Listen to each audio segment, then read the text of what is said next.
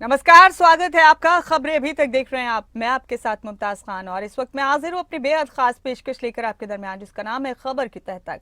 हर अहम खबर की तह तक पहुंचते हैं हम अपने इस खास कार्यक्रम के जरिए और इसमें हमारी मदद करते हैं हमारे ब्यूरो हेड्स, हमारे तमाम साथी। चलिए शुरुआत करते हैं आज के इस खास कार्यक्रम की। हम शुरू करेंगे हिमाचल प्रदेश की अहम खबर के साथ। डिप्टी सीएम और सीपीएस मामले में आज सुनवाई होनी है। नियुक्ति को चुनौती देने वाली याचिका पर आज सुनवाई होगी। सीपीएस की नियुक्ति को चुनौती देने वाली याचिका पर सुनवाई होगी। बीजेपी विधायक सतपाल सत्ती समेत 11 विधायकों ने अर्जी दायर की है। याचिकाकर्ताओं की तरफ से गुहार लगाई गई है कि सीपीएस को अंतिम निपटारे तक काम करने से रोकने के आदेश देने की गुहार है इस अर्जी में। इस बीच सरकार ने इस याचिका की गुणवत्ता पर सवाल उठाए हैं। हाईकोर्ट के नियमों के तहत दायर नहीं की गई है याचिका, ये दलील दी गई है सरकार की तरफ से। हम खबर दे रहे हैं आपको, डिप्टी सीएम और सीपीएस की नियुक्ति को चुनौती देने वाली अर्जी पर आज सुनवाई होगी। अहम खबर आपके टीवी स्क्रीन पर। बीजेपी विधायक सतपाल सिंह सत्ती समेत 11 विधायकों ने हाईकोर्ट में अर्जी दी है। याचिकाकर्ताओं की तरफ से सीपीएस को अंतिम निपटारे तक काम करने से रोकने के आदेश देने की गुहार लगाई गई।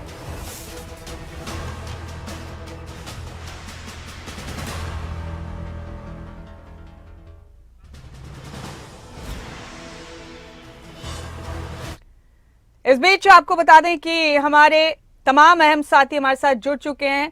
हमारे साथ हमारे स्टेट हेड जितेंद्र चौधरी बने हुए। जितेंद्र, आपका स्वागत है हमारे इस खास कार्यक्रम में। उत्तराखंड से हमारे ब्यूरो हेड राव शफात अली भी हमारे साथ जुड़ चुके हैं। राव शफात, आपका भी बहुत बहुत स्वागत है। और शिमला से हमारे ब्यूरो हेड प्रदीप ठाकुर हमारे साथ बने हुए। प्रदीप, आपका भी बहुत स्वागत है। प्रदीप, सबसे पहले आपका रुख करें। हिमाचल प्रदेश की अहम खबर हमने अपने दर्शकों तक पहुंचाई है। डिप्टी सीएम और सीपीएस मामले में आज सुनवाई है हाईकोर्ट में। इस मामले ने खूब सुर्खियां बटोरी हैं। सरकार की अपनी दलीलें हैं इसे लेकर। ये जो याचिका लगाई गई है इस पूरे मामले को लेकर, इसकी गुणवत्ता पर भी सरकार की तरफ से सवाल उठाए गए हैं। पूरे मामले की तह तक पहुंचेंगे आपके जरिए प्रदीप, और आज किस वक्त ये सुनवाई हुई है, तमाम चीजें तफसील से बताएं। बिल्कुल, देखिए मुमताज, आज इस मामले में सुनवाई होनी है हिमाचल हाई कोर्ट में, जिसमें डिप्टी सीएम और जो सीपीएस की नियुक्ति हुई है उस पर चुनौती जो है वो चुनौती याचिका दायर की गई है बीजेपी की तरफ से। हालांकि ये कुल मिलाकर 3 याचिकाएं हैं, जिसमें एक तो बीजेपी विधायक सतपाल सत्ती और जो 11 विधायक है कुल मिलाकर बीजेपी से, उनकी तरफ से याचिका दायर हुई है। दूसरी एक जो एनजीओ है उसकी तरफ से एक याचिका दायर हुई है, और तीसरी याचिका एक महिला ने जो है मंडी की है, उनकी तरफ से याचिका दायर की गई है।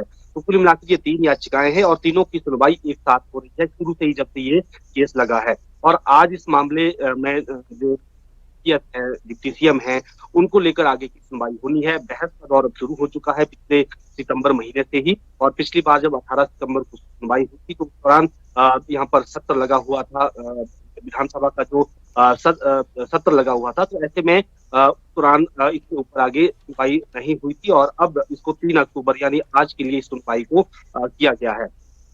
इसमें जो बड़ा मुद्दा विपक्ष की तरफ से या बीजेपी की तरफ से बनाया गया है, ये तमाम जो नियुक्तियां हैं ये गैर असंवैधानिक हैं, और इनको लेकर पंजाब हरियाणा हाईकोर्ट का भी एक फैसला पूर्व में आया था और उसमें नियुक्तियों को असंवैधानिक करार दिया गया था। ऐसा ही फैसला असम आया था और उस वक्त भी इन नियुक्तियों को असंवैधानिक करार दिया गया था और उसके बाद नियुक्तियां रद्द की थी।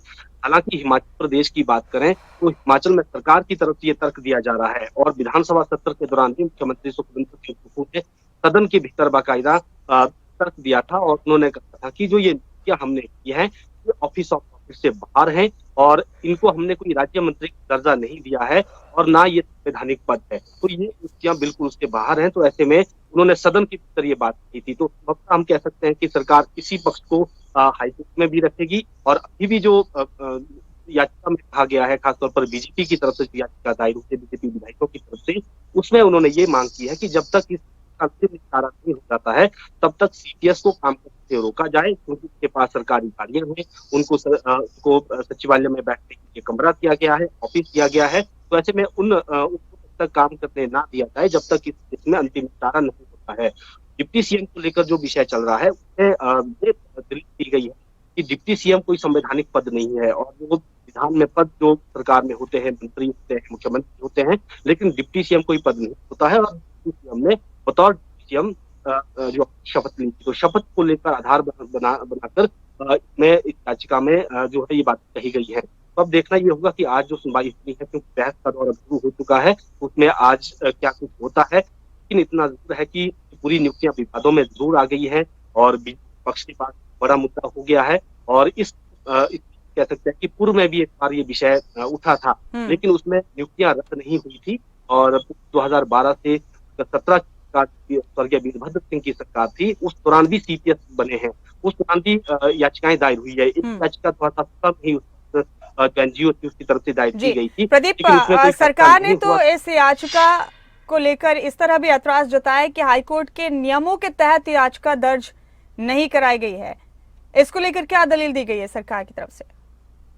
बिल्कुल, देखिए, याचिकाओं की क्वालिटी पर सवाल उठाए गए हैं। यहाँ पर सरकार की तरफ से अपील पेश हो रहे हैं। उन्होंने कहा कि जो नियम हाईकोर्ट के होते हैं किसी भी विषय को उठाने के लिए, उसके तहत ये उसमें जो चीजें रहती है उसके आधार ये केस बनता ही नहीं है और इस केस की क्वालिटी ही ठीक नहीं है, तो ये केस ऑटोमेटिकली निरस्त किया जाना चाहिए। ये दलील सरकार की तरफ से दी गई थी। लेकिन अभी क्योंकि इसको लेकर हाईकोर्ट ने कुछ भी निर्देश आगे नहीं किए हैं और क्या उन्हें काम रोकने से सीपीएस को रोकना है या क्या उसमें आगे करना है, इसको लेकर हाईकोर्ट ने कुछ भी फैसला नहीं दिया है। तो संभवतः जब आज सुनवाई होगी उससे बहुत सारी चीजें क्लियर होनी है और उसमें देखना होगा कि बीजेपी की तरफ से कौन यहाँ पर वकील के तौर पर पेश होता है, क्योंकि पूर्व में जो सत्यपाल जैन है वरिष्ठ वकील हैं, वो यहाँ पर पेश होते आए हैं। तो क्या आज वो इसमें आते हैं और फिर क्या यहाँ पर दलील जो है यहाँ पर दी जाती है हाईकोर्ट में।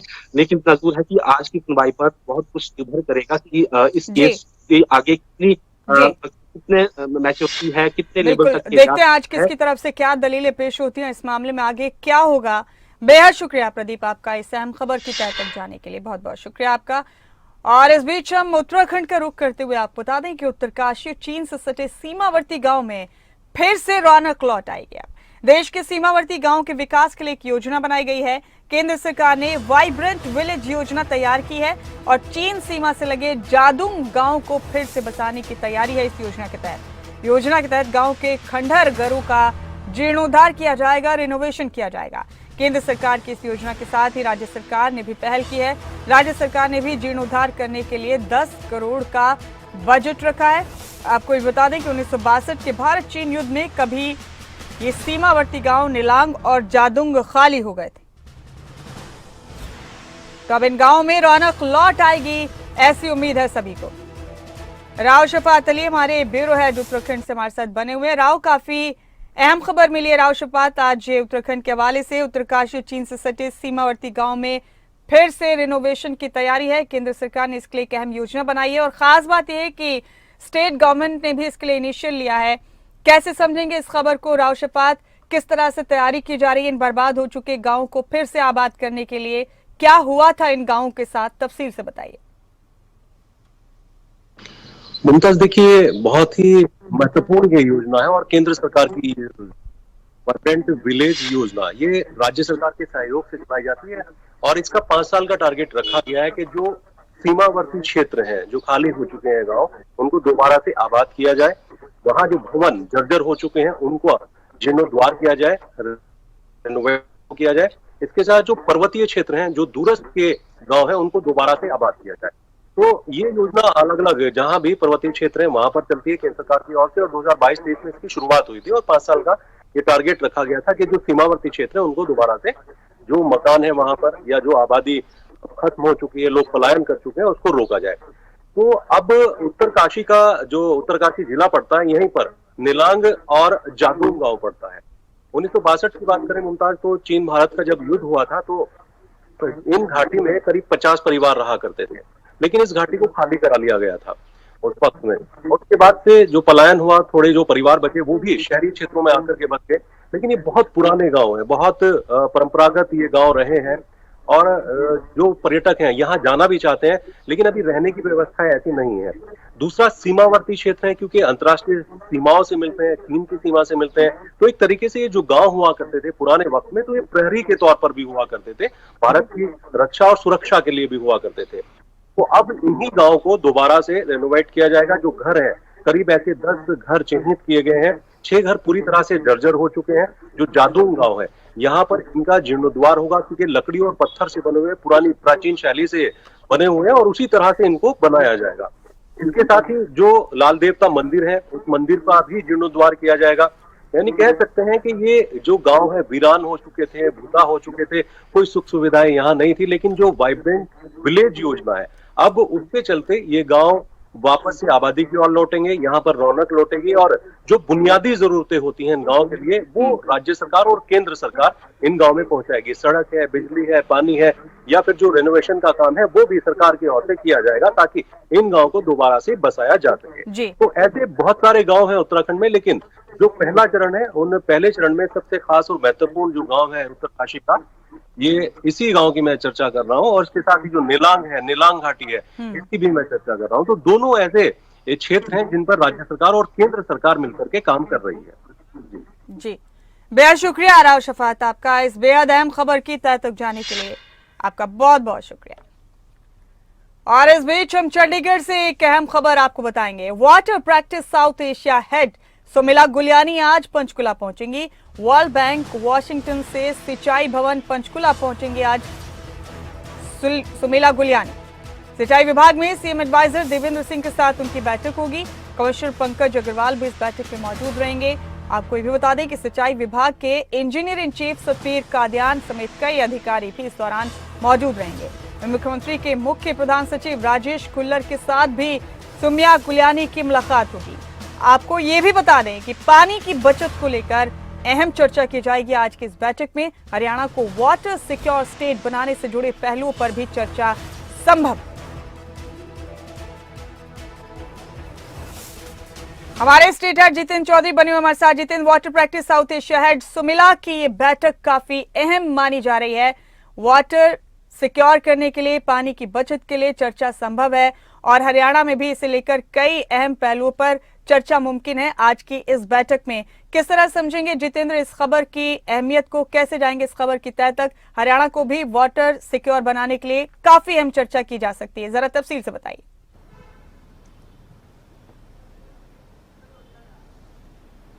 देखिए मुमताज, बिल्कुल सुमिला गुलियानी जो कि वर्ल्ड बैंक से अगर हम बात करें तो वो वाटर प्रैक्टिस स्टेट हेड है, जो कि आज पंचकुला पहुंच रही हैं और इरिगेशन विभाग के तमाम आला अधिकारियों के साथ एक बैठक जो है वो यहाँ पर की जाएगी। हम मौजूद हैं इस वक्त सेक्टर 5 पंचकुला में इरिगेशन के दफ्तर में ही, जहाँ पर कुछ ही देर बाद वो पहुँचेंगी और यहाँ पर एक बैठक होते हुए नजर आएगी। खासतौर से वाटर सिक्योर स्टेट जो है वो हरियाणा बने और ऐसा अगर होता है तो हरियाणा देश का पहला राज्य होगा जो कि वाटर सिक्योर स्टेट के तौर पर जाना जाएगा। और यह मुद्दा इसलिए गंभीर है क्योंकि हरियाणा के अंदर ऐसे कई जिले हैं जहां पर पानी को लेकर के खासी दिक्कत जो है वो बनी रहती है और डार्क जोन की ओर वो जा रहे हैं। दक्षिण हरियाणा के अंदर ऐसे बहुत से उदाहरण जो है वो हरियाणा में देखने के लिए मिलते हैं। हमने देखा कि 26-27 अप्रैल को वाटर कॉन्क्लेव भी किया गया था और मुख्यमंत्री मनोहर लाल भी इस मसले पर पूरे तरीके से गंभीर है और बड़े ही भावनात्मक तौर पर भी जुड़े हुए हैं पानी की बचत को लेकर के। आपने देखा है कि किस तरीके से वो इन पहलुओं पर चर्चा करते हुए भावुक भी होते हुए नजर आए हैं, क्योंकि पानी जो है वो ऐसी धरोहर है जिसे बचा करके रखना ज़रूरी है और सरकार अपने स्तर पर जहां पूरे प्रयास कर रही है तो वहीं लोगों से भी इसका ये कह सकते हैं कि समर्थन मांगा जा रहा है कि पानी जो है वो बचाने को लेकर के जो कदम लोग अपने स्तर पर भी उठाएं और पानी की बचत करने का काम करें। चाहे वो पानी के इस्तेमाल का घरों में इस्तेमाल की बात करें या फिर सिंचाई के लिए जिस तरीके से पानी का इस्तेमाल किया जाता है, फसलों के डाइवर्सिफिकेशन की ओर जाने की बात कही जाती है, उन तमाम विषयों को लेकर के लगातार जो गोष्ठी है वो होते हुए नजर आती हैं। और आज सुमिला गुलियानी की तरफ से भी इस प्रकार के जो प्रोजेक्ट होंगे, इस तरीके से वाटर सिक्योर स्टेट जो बनाने की बात कही जा रही है, उन तमाम विषयों को लेकर के जहां चर्चा होगी तो वहीं अपना सहयोग हर स्तर पर, चाहे वो तकनीकी स्तर पर हो, आर्थिक स्तर पर हो, उन तमाम स्तर पर जो है वो देने का यहाँ पर आश्वासन भी हो सकता है आज की इस बैठक के अंदर। अगर हम बात करें इरिगेशन विभाग में मुख्यमंत्री के एडवाइजर देवेंद्र सिंह समेत तमाम जो आला अधिकारी है वो यहाँ पर मौजूद रहेंगे। ईआईसी सतवीर कादियान यहाँ पर मौजूद रहने वाले हैं और इसके बाद मुख्य प्रधान सचिव राजेश खुल्लर से भी सुमिला गुलियानी की एक मुलाकात जो है वो रहने वाली है, जो कि खासतौर से पानी की बचत को लेकर के, पानी को किस तरीके से सिक्योर किया जा सके, हरियाणा को सिक्योर स्टेट बनाया जा सके, इन विषयों को लेकर के आज के दिन की ये बैठक जो है काफ़ी अहम है। और हरियाणा को ध्यान में रखते हुए, क्योंकि दिल्ली से सटा हरियाणा है और दक्षिण हरियाणा की अगर हम बात करते हैं तो वहाँ बहुत से जिले इस प्रकार के हैं, तो वहाँ किस प्रकार से वाटर को लेकर के जो मैनेजमेंट है वो तैयार किया जा सकता है, क्या मैकेनिज्म इसको लेकर के हो सकता है, उन तमाम विषयों को लेकर के आज की ये बैठक काफी महत्वपूर्ण मानी जा रही है। मुमताज, सही कहा जितेंद्र आपने। वर्ल्ड बैंक वाशिंगटन से water practice South Asia head Sumila Guliani अगर यहाँ आकर हरियाणा पे खासतौर से चर्चा करेंगी तो ये वाकई एक अहम मामला है। जितेंद्र, एक और अहम खबर है हमारे पास, इस खबर की तह तक जाना भी लाजमी है। आपका रुख करेंगे एक बार फिर से। बता दें अपने दर्शकों को कि मेरी फसल मेरा ब्यौरा पोर्टल पर फर्जी रजिस्ट्रेशन के मामले सामने आए। फर्जी तरीके से फसल रजिस्ट्रेशन के मामले उजागर हो रहे हैं। पोर्टल के जरिए फर्जी तरीके से रजिस्ट्रेशन करने वाले शातिर लोग पकड़े जा रहे हैं। पंजाब की महिला की झज्जर में जमीन दिखाई गई और जमीन दिखाकर अंबाला में फसल बेचने का मामला भी सामने आया। मामला संज्ञान में आने पर महानिदेशक और डीसी को खत के जरिए जानकारी दी गई है। रजिस्ट्रेशन को रद्द करवाने के लिए खत भी लिखा गया है। इस बीच ये भी बता दें कि नूंह जिले के लहरवाड़ी और गुलालता में भी जिस जमीन पर धान लगाए गए वहां पोर्टल पर उसे बाजरा दर्शाया गया। भावांतर भरपाई का पैसा खाने की मंशा से धान को बाजरा दर्शाया गया है। फर्जी रजिस्ट्रेशन मिलीभगत के साथ किया जा रहा है। ये खबर निकलकर सामने आई है और इस खबर की पड़ताल करेंगे हमारे स्टेट हेड जितेंद्र चौधरी, जो मुसलसल हमारे साथ बने हुए। जितेंद्र, विपक्ष की तरफ से खासतौर से नेता प्रतिपक्ष भूपेंद्र सिंह हुड्डा ने अक्सर पोर्टल्स पर सवाल उठाए। सरकार के पोर्टल वाली सरकार वो कहते रहते हैं। इससे पहले प्रॉपर्टी आईडी को लेकर भी उन्होंने अनियमितताओं का जिक्र किया था और अब मेरी फसल मेरा ब्यौरा पोर्टल में इस तरह की अनियमितताएं सामने आई हैं। कैसे समझेंगे इस खबर को जितेंद्र, क्या फर्जीवाड़ा हो रहा है?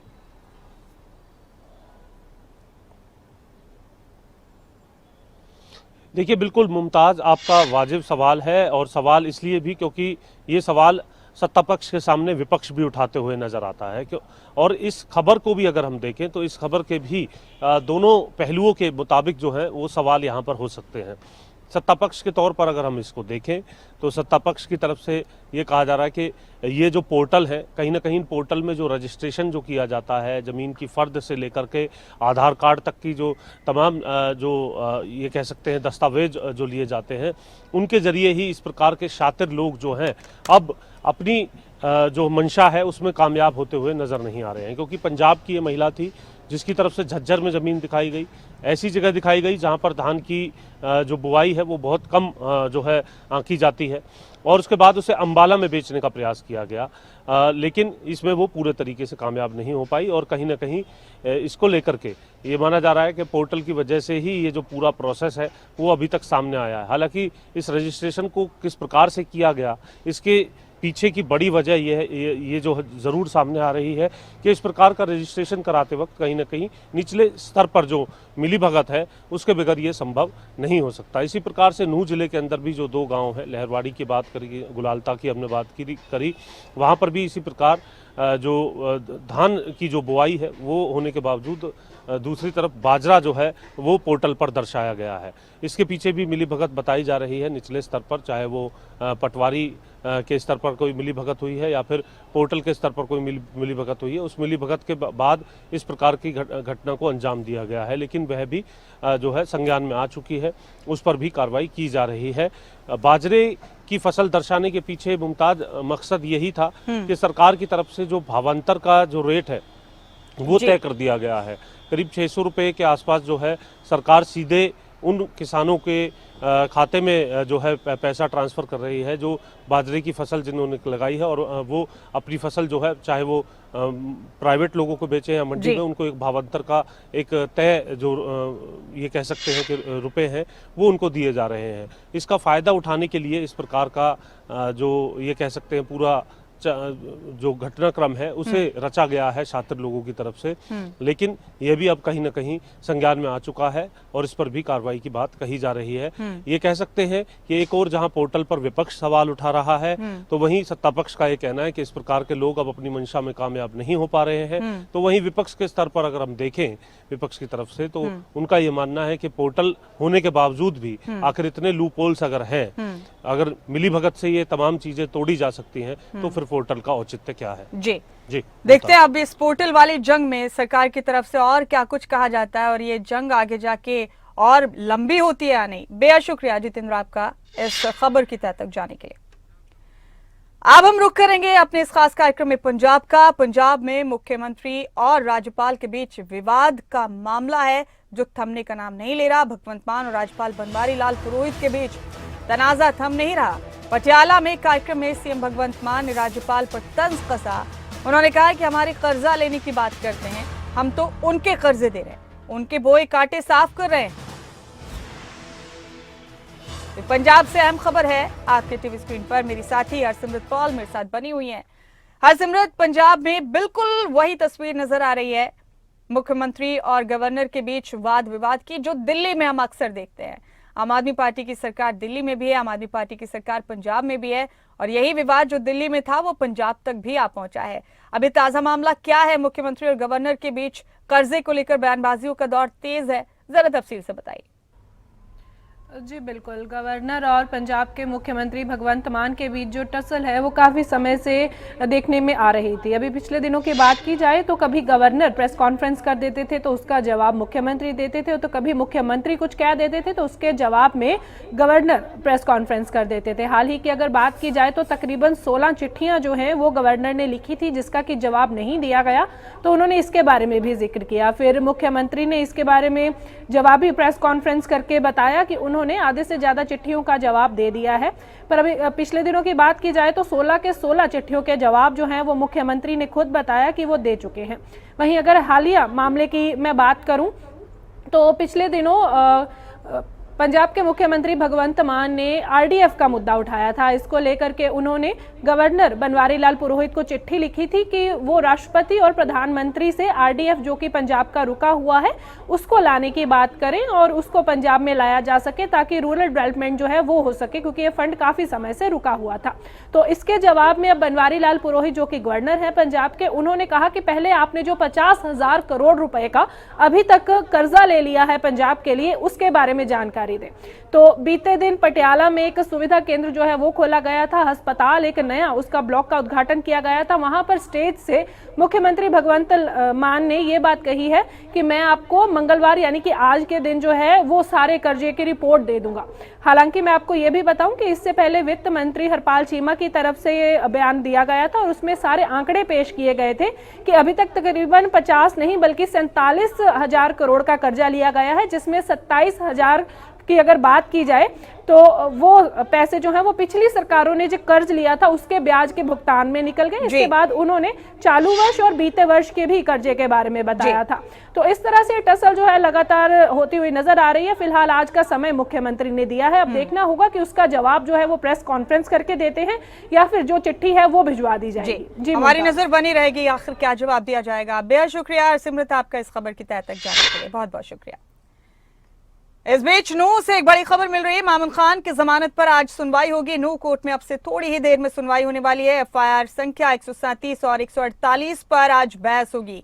अभी भी जेल में बंद है मामून खान। इससे पहले उन्हें 2 मामलों में जमानत मिली थी, अब 2 मामले और बाकी हैं। बड़ा अपडेट आपको नूह से दे रहे हैं। नूह कोर्ट में अब से थोड़ी ही देर में सुनवाई होगी मामून खान को लेकर। उनके खिलाफ दर्ज हुई एफआईआर संख्या 137 और 148 पर आज बहस होगी। आपको ये भी बता दें कि अभी भी जेल में बंद है मामून खान। अब से थोड़ी ही देर में सुनवाई होने वाली है इस मामले पर।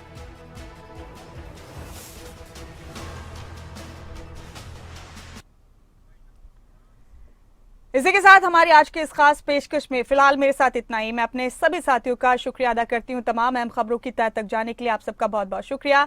इसी के साथ फिलहाल इस कार्यक्रम में इतना ही। मुझे दें इजाजत, लेकिन खबरें अभी तक पर खबरों का सिलसिला लगातार जारी।